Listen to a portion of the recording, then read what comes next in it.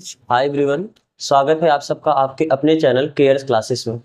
आज के इस लेक्चर में हम सब क्लास 12th का मैथ और क्लास 12th मैथ में हम सब इंटीग्रेशन देखे हैं।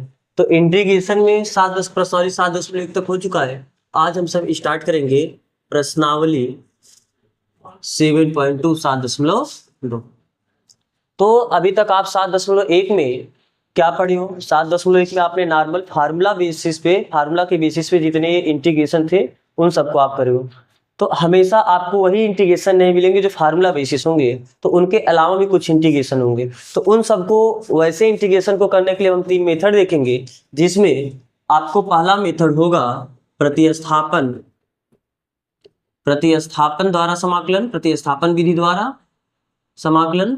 दूसरा देखेंगे आंशिक भिन्नों में वियोजित करके समाकलन, आंशिक भिन्नों में वियोजित करके समाकलन। अब आंशिक भिन्न क्या होते हैं जब हम वहां तक पढ़ेंगे। और एक होता है खंडशः समाकलन। जैसे आप डिफरेंशिएशन में u इंटू वी का फार्मूला पढ़े हो, वैसे इंटीग्रेशन में प्रोडक्ट रूल अर्थात दो फंक्शन गुणा में रहे तो उसका इंटीग्रेशन करेंगे। उन सबको इस विधि से करेंगे। तो कुछ क्वेश्चन को हम इस विधि से कर पाएंगे, कुछ को इसको, ऐसे कुछ क्वेश्चन होंगे जिनको 2 या 2 से अधिक विधियों द्वारा किया जा सकती है। तो सबसे पहले एक एक करके हम एक एक विधि के बारे में पढ़ते हैं। तो आज हम स्टार्ट करते हैं प्रतिस्थापन विधि द्वारा समाकलन। तो आज हम स्टार्ट करेंगे प्रतिस्थापन विधि द्वारा समाकलन। तो क्या होता है प्रतिस्थापन विधि द्वारा समाकलन में? नाम से ही स्पष्ट है, प्रतिस्थापन। प्रतिस्थापन का मतलब, स्थापन का मतलब स्थापित करना, प्रति मतलब किसी की जगह। तो वहां पर हम किसी की जगह कुछ स्थापित करेंगे। स्थापित करने का मतलब कुछ रखेंगे, अपने मन से कुछ अलग चीज रखेंगे, उस प्रकार से हम समाकलन करेंगे। कैसे? जैसे सबसे पहले मान लो कि आपके पास ऐसा आ गया इंटीग्रेशन साइन 3x dx। अब यहाँ पर क्या है, x की जगह कितना आया?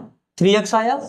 तब इसका इंटीग्रेशन आप सीधा फार्मूला, क्योंकि आप साइन x का इंटीग्रेशन जानते हो, साइन 3x का इंटीग्रेशन नहीं जानते हो, उस केस में हम क्या करेंगे, 3x की जगह कुछ रख देंगे। आप अपने मन से मान लो t u v कुछ भी आप मान सकते हो। तो 3x बराबर कितना रखने पर? t रखने पर।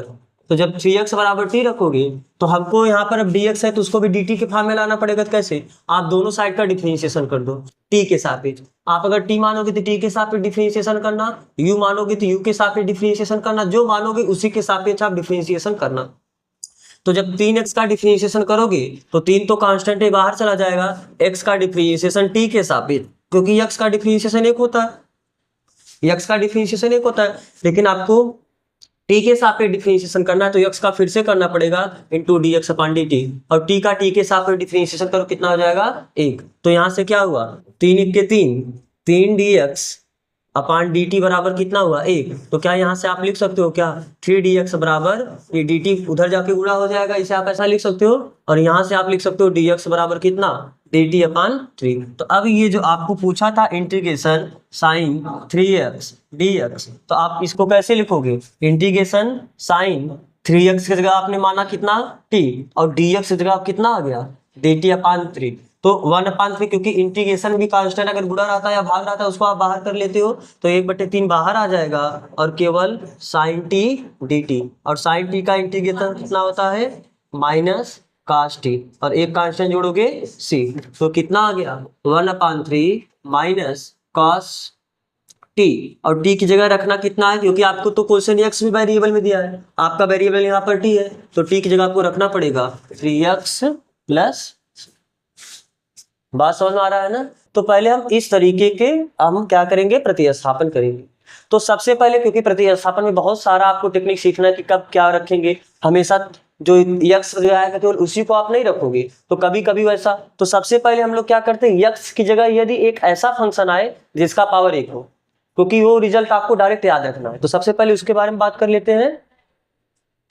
बिल्कुल डायरेक्ट कर सकते हो, वही करें कि हम इसे क्या नाम से पहले ऐसे फंक्शन का इंटीग्रेशन सीखते हैं, मतलब प्रतिस्थापन विधि द्वारा, जिसमें यक्स की जगह ऐसा फंक्शन आए जिसका पावर 1 हो। जैसे यहाँ पर यक्स का देखो, ये जो यक्स की जगह 3x आया, तो 3x का पावर है कितना, यक्स का पावर 1 है, तो ये एक घातीय अर्थात रैखिक बहुपद एक नहीं है, तो यक्स की जगह ऐसा है जिसका पावर 1 हो, तो सबसे पहले ऐसे फंक्शन का इंटीग्रेशन करेंगे। बाकी कभी कभी तो और आपको प्रतिस्थापन करना पड़ेगा, तो उन सबको थोड़ा धीरे धीरे बाद में सीखेंगे। सबसे पहले आओ इन पे बात करते हैं, पहले इन पे डिटेल बात करते हैं, फिर इनका डायरेक्ट शॉर्टकट तरीका देखेंगे जिसको आपको सवाल में क्वेश्चंस में डायरेक्ट यूज करने होंगे। तो हम आपके पास 3-4 फंक्शन रखते हैं। जैसे पहला फंक्शन मान लो है इंटीग्रेशन साइन 5x + 4 dx, एक इंटीग्रेशन ये करो। सेकेंड आपको दिखाएंगे इंटीग्रेशन कॉस मान लो 7x + 8 आया, इसका इंटीग्रेशन आपको करना है dx। एक क्वेश्चन मान लो ऐसा आ गया इंटीग्रेशन e की पावर 9x + 5/2 dx, ठीक है, ये 3 इंटीग्रेशन। यहाँ पर देखो आप sin x का फार्मूला जानते हो, लेकिन x से यहाँ पर 5x + 4 आया, तो 5x + 4 क्या x का पावर 1 है, इसका सबसे अधिकतम पावर 1 है, तो क्या एक प्रकार से रैखिक बहुपद हुआ कि नहीं बहुपद हुआ, तो x की जगह एक लीनियर मतलब पावर 1 वाला फंक्शन आया है। यहाँ पर देखो cos x का आप इंटीग्रेशन जानते हो, तो x की जगह पावर 1 वाला कोई एक नया फंक्शन आ गया है, तो यहाँ पर पावर 1 ही है। यहाँ पर e की पावर x का आप इंटीग्रेशन जानते हो, तो x की जगह 9x + 5, तो x का पावर 1 है ना, तो यहाँ पर इसका पावर कितना है 1, अर्थात x की जगह एक रैखिक बहुपद आया है, एक लीनियर फंक्शन आया है। कहने का मतलब लीनियर का मतलब क्या है कि जैसे अगर e की पावर x² + 5 आ जाएगा, तब अभी इसका हम नहीं देख रहे, क्योंकि यहाँ पर ये जो x की जगह आया, क्योंकि e का पावर x होता है, x की जगह x² + 5 आया, तो x² + 5, तो यहाँ पर x का पावर कितना हो गया 2। अब अगर यहाँ पर x भी रहता फिर भी आप वैसे नहीं कर पाओगे, इस कैटेगरी में नहीं आएगा, क्योंकि यहाँ पर इसका पावर 2 है, इसका पावर 1 है। आप क्लास 10th में देखे हो, जो सबसे बड़ा पावर होता है उसी पावर को माना जाता है। तो इस पूरे बहुपद का पावर अगर बताना होगा, तो इस पूरे बहुपद का पावर कितना हो गया 2। तो अभी हम ऐसे का नहीं देख रहे, अभी ऐसे फंक्शन का देख रहे हैं जो x की जगह आए लेकिन उसका पावर कितना हो 1 हो। चलो, तो अब अगर जब कभी भी ऐसे फंक्शन आएंगे तो वहां पर आपको क्या करना होगा, x की जगह जो आया है उसी को आप क्या मान लो t u भी कुछ डायरेक्ट मान सकते हो। तो जैसे यहाँ पर पुट 5x + 4 = t, इतने को हम कितना मान ले रहे हैं, आप दोनों साइड का डिफरेंशिएशन करो, जो माने उसी के सापेक्ष। जब t के सापेक्ष डिफरेंशिएशन करोगे तो 5 तो कांस्टेंट है वैसे लिखा जाएगा, x का डिफरेंशिएशन 1 हो जाएगा। बाकी अब क्योंकि आपको t के सापेक्ष करना है, तो t के सापेक्ष करने का मतलब यहाँ t रहना चाहिए, जबकि यहाँ पर है x, तो जो x t की जगह है उसको आप फिर से करोगे, तो t की जगह है क्या x, तो x का फिर से करोगे dx/dt। और 4 तो कांस्टेंट का डिफरेंशिएशन कितना हो जाएगा 0। बाकी t का t के सापेक्ष डिफरेंशिएशन करो, कितना आ जाएगा 1 ना। तो क्या आप ऐसा लिख सकते हो क्या, dx बराबर ये dt इधर जाके क्या हो गया गुणा, और 5 इधर आके क्या हो गया भाग। अब देखो आप इसको सीधा भी, या आप एक लाइन यहाँ पर और देख लो, जैसे यहाँ पर मान लो 5 रहता, ये केवल dt उधर जाता, तो क्या आप इसको ऐसा लिख सकते थे dx बराबर dt/5 ना। लेकिन अब यहाँ पर आप इतने स्टेप पे मत किया करो इसे, अब डायरेक्ट इसे करना सीखो। जैसे 5x + 4 = t है, तो आप इधर x के साथ में डिफरेंशिएशन कर दो, इधर t का डिफरेंशिएशन कर दो। तो जैसे जब इधर का डिफरेंशिएशन करोगे तो इसको आप क्या लिख सकते हो, 5 कांस्टेंट ही तो ऐसे लिखा जाएगा, x का डिफरेंशिएशन dx, और 4 का डिफरेंशिएशन 0 हो जाएगा, और t का डिफरेंशिएशन आप dt इसी लिखोगे। तो इसका मतलब आप dx बराबर सीधा लिख सकते हो कितना, dt/5। बात समझ में आ रहा है ना। तो आप हमेशा अब हर क्वेश्चन में इस तरीके से करना, ऐसे लॉन्ग मेथड से मत करना। तो अब बताओ, तो जो आपको इंटीग्रेशन पूछा था, इंटीग्रेशन साइन 5x + 4 dx, तो आप इसे कैसे लिखोगे, इंटीग्रेशन साइन 5x + 4 की जगह आपको t, और बाकी यहाँ पर है dx जगह है कितना dt/5, तो ये /5 बाहर आ जाएगा, कांस्टेंट है, बचा केवल आपका साइन t, तो साइन t का t के सापेक्ष इंटीग्रेशन, तो 1/5 साइन t का इंटीग्रेशन कितना हो जाएगा -cos t + c, तो कितना हो जाएगा 1/5 -cos t, t की जगह है कितना 5x + 4 + c।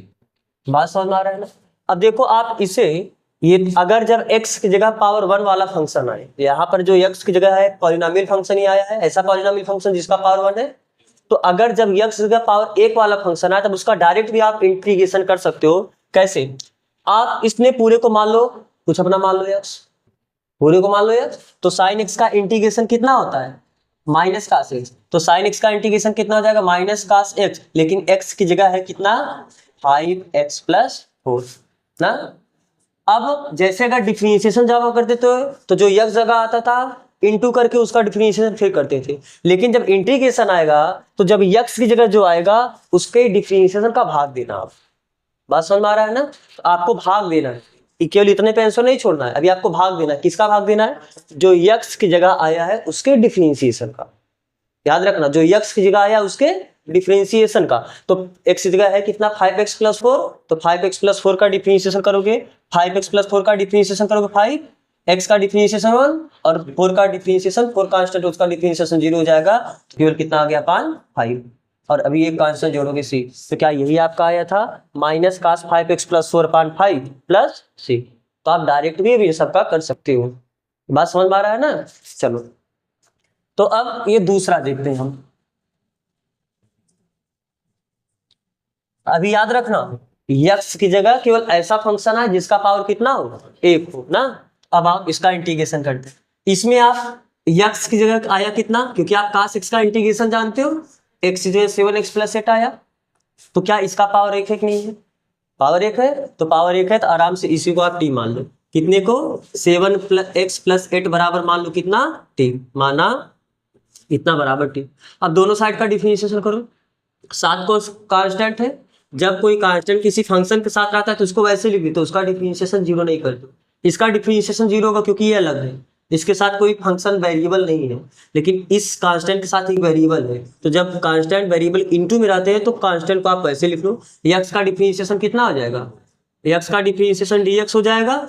8 कांस्टेंट है, इसका डिफरेंशिएशन 0 और t का डिफरेंशिएशन dt। तो क्या हम लिख सकते हैं कितना? dx बराबर dt अपान 7। बात समझ में आ रहा है? अब ये जो आपसे इंटीग्रेशन पूछा था cos 7x प्लस 8 dx, क्या आप अब इसको ऐसे लिख सकते हो? cos 7x प्लस 8 की जगह t और dx जगह कितना आ गया? dt अपान 7। तो अपान 7 को बाहर कर लोगे, केवल क्या आएगा? cos t dt, और cos t का इंटीग्रेशन t के सापेक्ष sin t ना, इंटीग्रेशन है cos t का sin t प्लस c, तो 1 अपान 7 कितना आया? sin t की जगह रख दो जो माने हो, t की जगह है कितना? 7x प्लस 8 और यहाँ पर एक आ गया कांस्टेंट प्लस c। बात समझ में आ रहा है? अब आप डायरेक्ट भी इसे कर सकते थे। कब डायरेक्ट आप कब करोगे? जब x की जगह पावर 1 वाला फंक्शन आएगा। तो यहाँ पर x की जगह पावर 1 वाला फंक्शन आया तो आप इस पूरे को मान लो x, cos x का डिफरेंशिएशन इंटीग्रेशन sin x, तो इसका इंटीग्रेशन करो कितना आ जाएगा? sin x, x की जगह है कितना? 7x प्लस 8, लेकिन अभी आपको जब x की जगह कुछ आएगा तो उसके डिफरेंशिएशन का याद रखना। आप ये मत सोचना कि इंटीग्रेशन कर रहे तो उसके इंटीग्रेशन का भाग दो, नहीं, डिफरेंशिएशन करके भाग देना है। जो x की जगह आया रहेगा उसके डिफरेंशिएशन करके भाग देना है। तो जब इसका डिफरेंशिएशन करोगे 7x प्लस 8 का, तो 7 वैसे हो जाएगा, x का डिफरेंशिएशन 1 और 8 का डिफरेंशिएशन 0 क्योंकि वो कांस्टेंट है, प्लस c। तो सेम वही चीज आया था, साइन 7x प्लस 8 अपान 7 प्लस c। बात समझ में आ रहा है ना? एक वो लास्ट है, उसको भी आप देख लो पहले। जैसे आपका वो क्या बोला है? इंटीग्रेशन e के पावर 9x प्लस 5/2 dx, ये बोला है। तो अब बताओ, यहाँ पर आप फार्मूला जो जानते हो e के पावर x का जानते हो, फार्मूला आप e के पावर x का ही जानते हो ना। तो x की जगह इतना पूरा आया, x की जगह यही आया, क्या इसका पावर 1 है कि नहीं है? वेरिएबल का पावर मैक्सिमम पावर 1 ही है ना, तो इसका मतलब आप इसे डायरेक्ट अब कर सकते हो। डायरेक्ट कैसे करोगे? डायरेक्ट कैसे करोगे? इस पूरे को मान लो x, अरे इस पूरे को अगर x मानोगे तो e के पावर x का इंटीग्रेशन e के पावर x ही होता है। x की जगह है कितना? 9x प्लस 5/2, लेकिन जो x की जगह आया है उसके डिफरेंशिएशन करके आपको क्या करना है? भाग देना है। तो अभी आपको भाग देना है किसका? जो x जगह है उसके डिफरेंशिएशन का। तो 9x प्लस 5/2 का डिफरेंशिएशन करोगे तो x के साथ 9 कांस्टेंट 9 वैसे हो जाएगा, x का डिफरेंशिएशन 1 होता है और 5/2 का डिफरेंशिएशन 0। तो 9 इंटू 1 प्लस 0 करोगे तो ये प्लस 0 का कोई मतलब नहीं, 1 का गुणा करोगे 9 ही रह जाएगा, बाकी एक कांस्टेंट जोड़ोगे c। और आप वैसे भी जा सकते थे, कैसे? पुट कर दो यहाँ पर 9x प्लस 5/2 बराबर कितना टी, इतने को आप टी रख दो। तो अब दोनों साइड का डिफरेंशिएशन करो, इसका डिफरेंशिएशन करोगे 9 कांस्टेंट है वैसे लिखोगे, x का डिफरेंशिएशन dx, 5/2 कांस्टेंट है, कांस्टेंट का डिफरेंशिएशन 0 और इधर आ गया कितना dt, तो dx बराबर कितना हो गया dt अपान।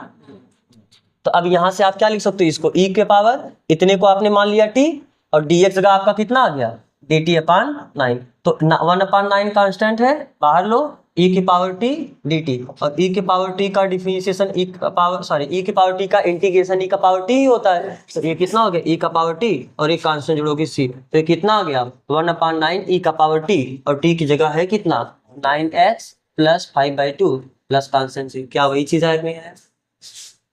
तो आपको ये को याद रखना है, इस बात को आपको याद रखना है कि जब कभी भी यक्स की जगह ऐसा फंक्शन आ जाए जिसका पावर 1 हो तो आप आराम से उसको पूरे को यक्स मान के इंटीग्रेशन कर दो, बस भाग दे देना जो यक्स से आया है उसके डिफरेंशिएशन का, याद रहेगा। तो ये जब कभी भी एक्स से लीनियर फंक्शन आएगा तो आप प्रतिस्थापन विधि से ऐसे जा सकते हो और डायरेक्ट मेथड से आप देख ही रहे हो कैसे करना है। तो चलो अब हम और टाइप के क्वेश्चन पे चलते हैं। अब हम इसमें क्वेश्चन के थ्रू धीरे धीरे सीखते रहेंगे कि आपको किसकी जगह क्या मानना है, कहां पर किसे प्रतिस्थापित करना है, ठीक है। तो सबसे पहले अब हम उदाहरण से स्टार्ट करते हैं। तो प्रश्नावली 7.2 का उदाहरण देखो, जैसे उदाहरण नंबर 5, उदाहरण नंबर कितना 5, क्या बोला, निम्नलिखित फलनों का x के सापेक्ष समाकलन कीजिए। इसमें आपका पहला फंक्शन क्या है साइन mx, पहला फंक्शन क्या है साइन mx, इसका आपको समाकलन करना है। तो कैसे करोगे, समाकलन करने का मतलब आपको यही पूछ लिया इंटीग्रेशन साइन mx किसके सापेक्ष, यहाँ पर वेरिएबल x है, इसका मतलब x के सापेक्ष ही आपको समाकलन करना है, यही तो आपसे पूछा है ना। तो अब इसमें आप क्या करोगे, देखो यहाँ पर साइन x होता तो आप तुरंत कर लेते, लेकिन x की जगह mx आया है तो है तो पावर इसका एक, अरे mx का पावर कितना है, यहाँ पर x का पावर मैक्सिमम एक ही है ना। तो आप इसमें क्या करोगे, जो x का है उसको आप प्रतिस्थापित कर दो, क्या पुट, मतलब माना mx बराबर कितना t, mx बराबर हमने t रखा। अब दोनों साइड का डिफरेंशिएशन करो, m तो कांस्टेंट है वो वैसे लिख दोगे, x का डिफरेंशिएशन dx और t का डिफरेंशिएशन dt, तो क्या हम dx बराबर dt अपान m लिख सकते हैं। तो इसका मतलब जो आपसे पूछा था साइन mx का इंटीग्रेशन, तो इसको आप कैसे लिखोगे, इंटीग्रेशन साइन mx की जगह आपने माना कितना है t और dx, सॉरी यहाँ पर dx था ना, यहाँ पर dx, तो dx जगह आपका कितना आ गया dt अपान m, तो m अपान में है कांस्टेंट है बाहर आ जाएगा, तो 1 अपान m बाहर आ गया, केवल साइन t और dt, और साइन t का इंटीग्रेशन कितना होता है माइनस कॉस t प्लस एक कांस्टेंट जोड़ोगे c, तो 1 अपान m माइनस बाहर लिख लो कॉस t की जगह mx है, तो mx प्लस c, डायरेक्ट वाले मेथड से भी आप जा नहीं सकते थे, साइन का डिफरेंशिएशन माइनस कास हो जाता, अब जो mx आया है तो mx का डिफरेंशिएशन करके भाग देते, तो mx का डिफरेंशिएशन m होगा प्लस c। चलो अब दूसरा फंक्शन देखो, इसमें जो एग्जाम्पल नंबर 5 में जो सेकेंड क्वेश्चन दिया है, सेकेंड क्वेश्चन आपको क्या दिया है, आपको किसका इंटीग्रेशन करना है 2x sine x square plus 1 का इंटीग्रेशन करना है ना। तो इसका मतलब आपको क्या चाहिए, integration 2x sine x square plus 1, और हर जगह वेरिएबल x x ही दिख रहा है, इसका मतलब किसके सापेक्ष x के सापेक्ष आपको इंटीग्रेशन करना है।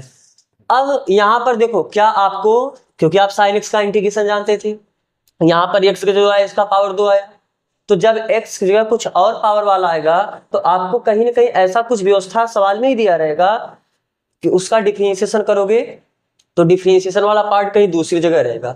जैसे यदि इसमें आप ये अटपटा सा दिख रहा है x की जगह कुछ इतना आ गया, आप इसको कुछ मान लो, तो माना क्या x स्क्वायर प्लस 1 बराबर कितना t, अब इसका डिफरेंशिएशन करोगे 2x आएगा, तो देखो यहाँ पर आपको 2x ऑलरेडी दिया है, तो कैसे करेंगे, दोनों पक्षों का क्या करो अवकलन करोगे, डिफरेंशिएशन करोगे, एक्स स्क्वायर का डिफरेंशिएशन कितना हो गया 2x, लेकिन x के सापेक्ष किए तो यहाँ पर dx आएगा और यहाँ पर t का dt। तो क्या जो यहाँ पर आपको इतना दिखा 2x और यहाँ पर इतना ये दो दिखा dx, तो 2x dx, 2x dx जगह आप dt लिख सकते हो कि नहीं लिख सकते हो। इसका मतलब जो आपको इंटीग्रेशन करना था क्या, 2x sine x square plus 1 dx। अब इसको आप कैसे लिख सकते हो, integration sine x square plus 1 की जगह कितना t ना, और ये जो बचा है 2x dx, तो 2x dx जगह कितना रखोगे dt। अब ये सिंपल हो गया कि नहीं सिंपल हो गया। तो साइन t का इंटीग्रेशन माइनस कास t और बाकी एक कांस्टेंट जोड़ोगे c, लेकिन आपको आंसर t में नहीं देना है क्योंकि आपको जो क्वेश्चन वेरिएबल दिया वो x है, तो आप t की जगह जो माने उसको रखो, x square plus 1 plus c, ये आपका क्या हो गया आंसर। समझ में आ रहा है ना। चलो अब इसका तीसरा क्वेश्चन देखो। तीसरा क्वेश्चन क्या बोला है, आपको इंटीग्रेशन करना है कितने का, tan power 4 under root x sec square under root x upon under root x, और किसके सापेक्ष करना है आपको, एक्स के सापेक्ष करना है। इसमें आपको अगर अंडर रूट एक्स बराबर टी मानोगे, ठीक है, अंडर रूट एक्स का डिफरेंशिएशन आपको पता है 1/2 अंडर रूट एक्स होता है, तो अपान में अंडर रूट एक्स तो है, लेकिन वो फिर वहां पर आपको फिर आगे जाके एक बार फिर प्रतिस्थापन करना पड़ेगा। तो यहाँ पर क्योंकि हमको ये भी चीज दिखाई दे रहा है कि अगर हम tan अंडर रूट एक्स को टी मान ले तो tan का डिफरेंशिएशन क्या होता है सेक स्क्वायर, तो सेक स्क्वायर यहाँ पर दिया कि नहीं दिया है। तो आप ऐसे को अगर जब आपका वो सिंपल पावर 1 वाला नहीं रहेगा तब वहां पर आप सोचोगे क्या कि ऐसा किसी हम टी मान ले या यू मान ले भी मान ले तो उसका डिफरेंशिएशन सवाल में कहीं ना कहीं रहे, क्योंकि वो जब डिफरेंशिएशन करोगे तो पूरा लेके हट जाएगा। तो यहां पर हम क्या करते हैं, put tan under root x को हम क्या मान लेते हैं t, तो इसका डिफरेंशिएशन करोगे दोनों साइड, तो tan का डिफरेंशिएशन क्या होता है, tan अंडर रूट एक्स का डिफरेंशिएशन सेक अंडर रूट एक्स, लेकिन अब केवल tan x होता तब आप सेक स्क्वायर एक्स लिखते, तो यहाँ पर x की जगह फिर से कितना आया अंडर रूट एक्स, इसका आप इंटू करके फिर करते थे, चैन रूल में यही तो करते थे। तो अंडर रूट एक्स का डिफरेंशिएशन आपको पता है कितना होता है 1/2 अंडर रूट एक्स, और ये किसके सापेक्ष हो, x के सापेक्ष यानी dx, और इधर आपका है फंक्शन t, तो यहाँ पर क्या आ जाएगा, तो यहाँ पर सेक अंडर रूट एक्स है और अपान में अंडर रूट एक्स है, तो ये दो नहीं चाहिए, तो आप भाग में उधर जाके क्या हो जाएगा गुणा। कांस्टेंट से कभी मत डरना क्योंकि कांस्टेंट का आराम से गुणा भाग आप कर सकते हो, अगर एक्स्ट्रा भी आ जाएगा तो उसको पक्षांतर करके आप दूसरे साइड भेज सकते हो। तो इसका मतलब आप यहाँ इसे कैसे लिख सकते हो, this implies that sec square under root x, और हर में केवल हम रखते हैं अंडर रूट एक्स, और जो दो है उसको उधर भेज देंगे तो यहाँ पर भी बचेगा dx, इसको हम लिख सकते हैं 2 dt।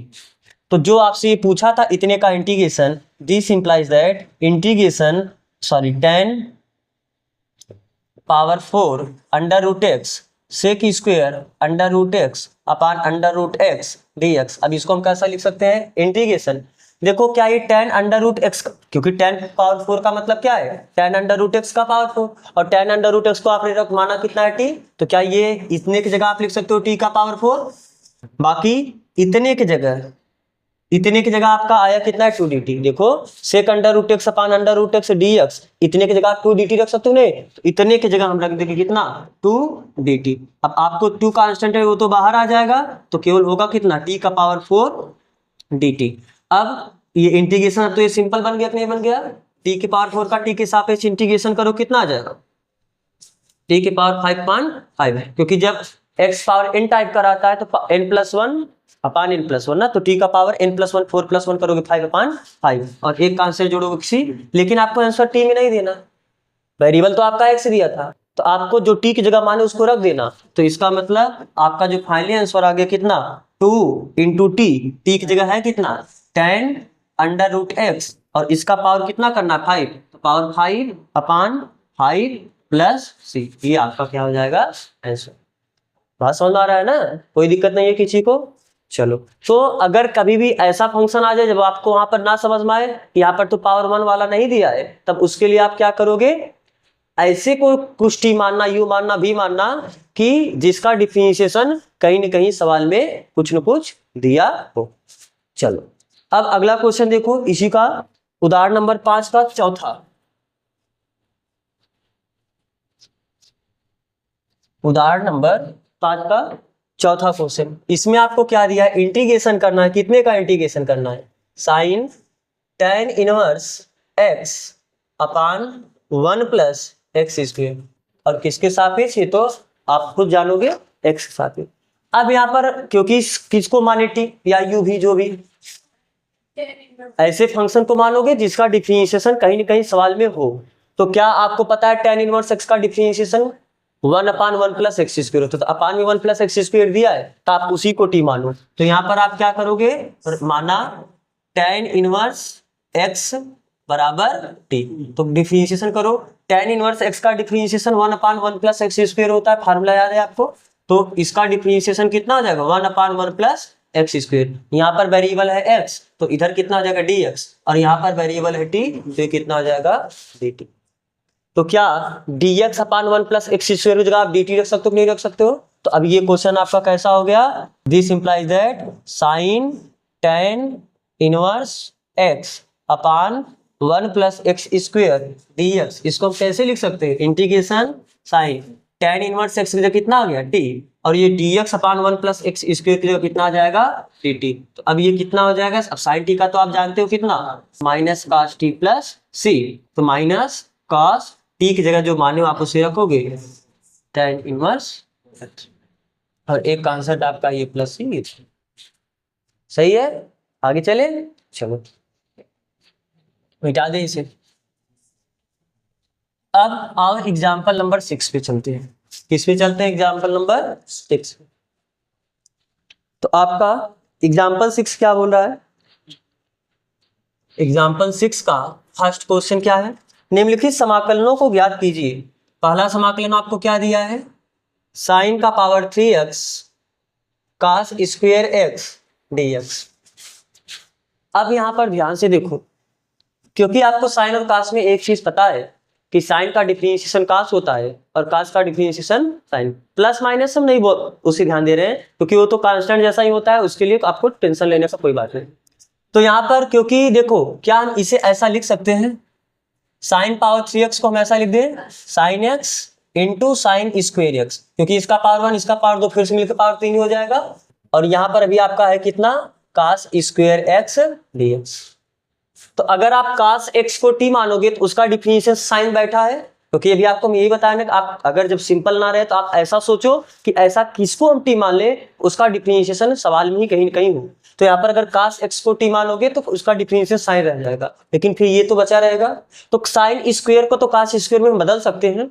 आपको पता है ना sine square theta plus cos square theta बराबर फार्मूला क्या होता है, एक आपको ये पता है sign square x plus cos square x ये बराबर कितना होता है, एक। तो हमको साइन को cos में लिखना है तो साइन स्क्वायर x बराबर आप लिख सकते हो 1 माइनस cos स्क्वायर x। अब यहाँ भी आपको हर जगह cos स्क्वायर दिखेगा, तो क्या आप ये इसको ऐसा लिख सकते हो क्या, sine x into sine square x का कितना लग दे रहे हैं 1 माइनस cos स्क्वायर x, और यहाँ पर क्या आ गया cos स्क्वायर x dx।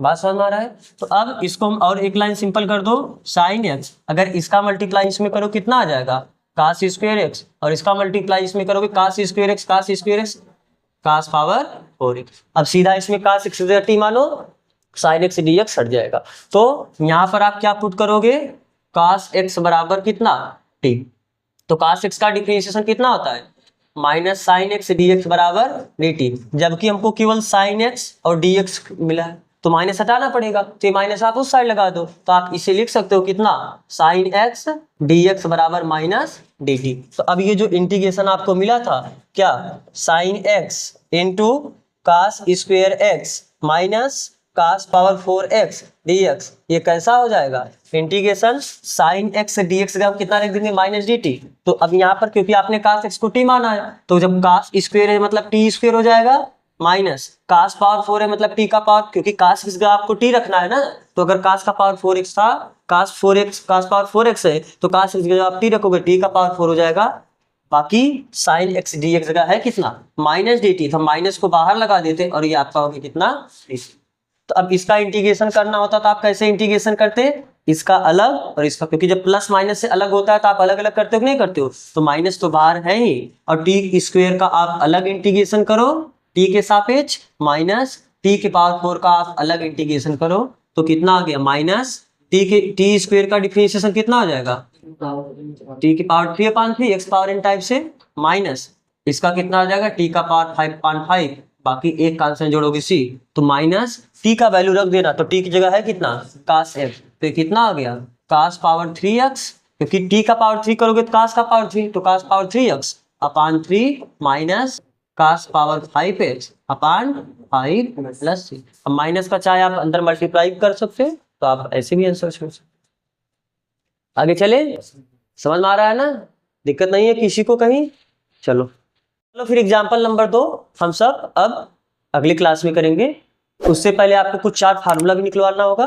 पहले हम कल 4 फार्मूला उसको डिराइव करेंगे, उसके बाद एग्जाम्पल नंबर 2 इसका करेंगे। तो यहाँ तक जुड़ने के लिए आप सबका बहुत बहुत धन्यवाद।